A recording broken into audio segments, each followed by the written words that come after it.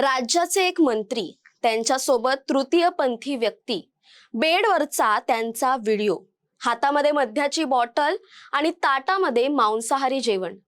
महाराष्ट्राच्या राजकारणात सध्या गलिच्छ राजकारणाचा चिखल इतका उडालाय की नैतिकतेची व्याख्या शोधूनही सापडत नाहीये. एकीकडे अशोक खरात प्रकरण अजून शमत नाहीये, अघोरी पूजा आणि सोमवती अमावस्येच्या चर्चांनी मंत्रालय गाजतंय. तोच दुसरीकडे राज्याचे मंत्री नरहरी झिरवाळ यांचा एक अत्यंत आक्षेपार्ह व्हिडिओ समोर आलाय.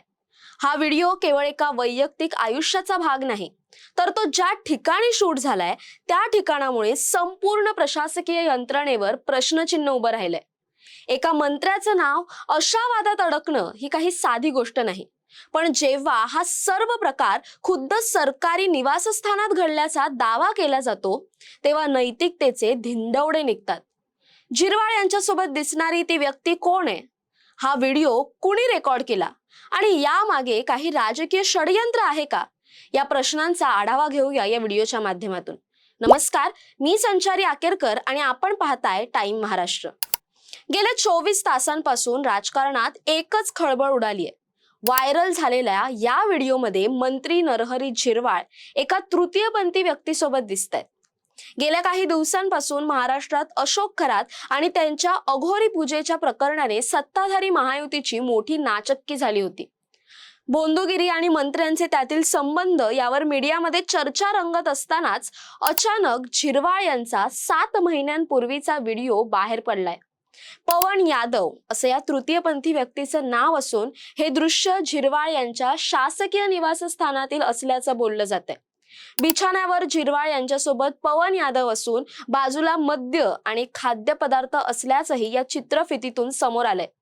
धक्कादायक बाब म्हणजे हा व्हिडिओ आजचा नसून सुमारे 7 महिन्यांपूर्वीचा असल्याचं समजतंय. पण मग 7 महिन्यांपूर्वीचा व्हिडिओ आजच का बाहेर आला? हा योगायोग आहे की कोणाचं तरी प्लॅनिंग, असे देखील प्रश्न पडतायत.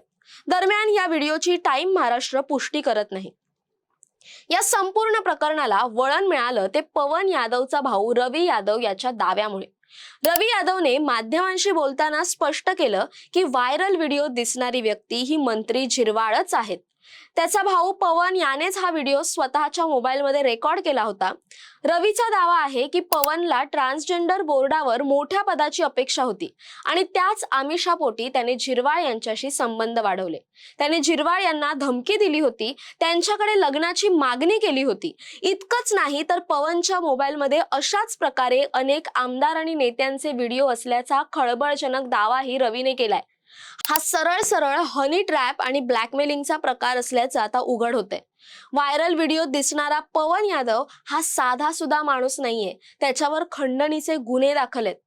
मंत्र्यांनी एका गुन्हेगारी पार्श्वभूमी असलेल्या व्यक्तीला आपल्या इतक्या जवळ कसं येऊ दिलं? केवळ एका पदाच्या मोहापायी किंवा अनैतिक संबंधांपायी राज्याच्या मंत्र्याने आपली प्रतिष्ठा गहाण ठेवली का? असे अनेक प्रश्न आता समोर पडतायत. या प्रकरणाचा टायमिंग खूप महत्वाचा आहे. राष्ट्रवादी काँग्रेस अजित पवार गटामध्ये सध्या मोठ्या उलटापालटी सुरू आहेत. उपमुख्यमंत्री अजित पवार यांच्या निधनानंतर पक्षात नेतृत्वावरून आणि मंत्रिपदावरून अंतर्गत संघर्ष टोकाला पोहोचले होते. आमदार अमोल मिटकरी यांनी तर याला थेट षडयंत्र म्हटलंय. मिटकरींच्या मते झिरवाळ यांनी जेव्हा सुनेत्रा वहिनींना उपमुख्यमंत्री आणि अध्यक्ष करण्याची इच्छा व्यक्त केली तेव्हापासून ते काही लोकांच्या डोळ्यात खुपत होतं. दुसरीकडे अशोक खरात प्रकरणावरून लक्ष भरकटवण्यासाठी झिरवाळ यांना बळीचा बकरा बनवलं जातंय का, असाही प्रश्न उपस्थित केला जातोय. या प्रकरणातील सर्वात संतापजनक बाब कोणती असेल तर ते म्हणजे लोकेशन. हा सर्व प्रकार कुठे घडला तर झिरवाळ यांच्या शासकीय निवासस्थानात. ज्या बंगल्याचं भाडं, वीज बिल आणि देखभाल महाराष्ट्रातील सामान्य करदात्यांच्या खिशातून भरली जाते, तिथे हे काय चाललंय? ज्या बेडवर मंत्री बसलेत तिथे मद्य आणि खाद्यपदार्थांची मेजवानी सुरू आहे. ज्या ठिकाणी जनतेचे प्रश्न सुटायला हवेत तिथे एका खंडणीखोर प्रवृत्तीच्या व्यक्तीला प्रवेश मिळतो कसा? राज्यामध्ये मंत्री नरहरी झिरवाळ हे अत्यंत साधे आहेत, साधे मंत्री आहेत अशी त्यांची व्याख्या केली जाते. परंतु हा त्यांचा साधेपणा आता या व्हिडिओमधून समोर येतोय का? काँग्रेस प्रदेशाध्यक्ष हर्षवर्धन सपकाळ आणि सामाजिक कार्यकर्त्या अंजली दमानिया यांनी आता थेट राजीनाम्याची मागणी लावून धरली.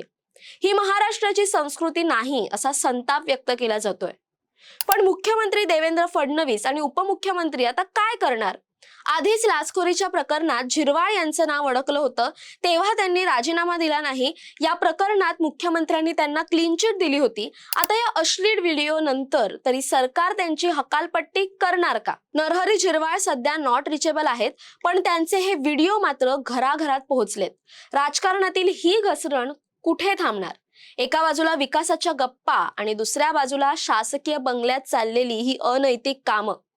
जनतेने कोणावर विश्वास ठेवायचा? या व्हिडिओ प्रकरणाची सखोल चौकशी व्हायलाच हवी आणि जो दोषी असेल त्यावर कठोर कारवाई व्हायलाच हवी, मग तो मंत्री असो वा ब्लॅकमेलर.